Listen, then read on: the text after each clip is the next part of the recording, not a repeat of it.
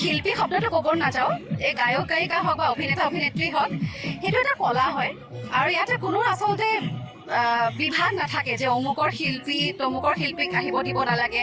আচলতে যোগ্য ভোগ্য বসুন্ধৰা বুলি এষাৰ কথা আছে।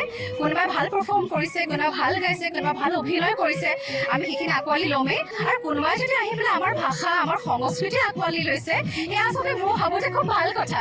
আমি আচলতে গৌৰৱ কৰিব লাগে, আমি এনকাৰেজ কৰিব লাগে। ইমান সংস্কৃতি আঁকোৱালি লৈ পেলাই আগবাঢ়ি আহিছে, এইটো খুব ভাল লগা কথা। সেইটো মই যথেষ্ট পৰিমাণে ছাপৰ্ট কৰোঁ আৰু সমৰ্থন আছে।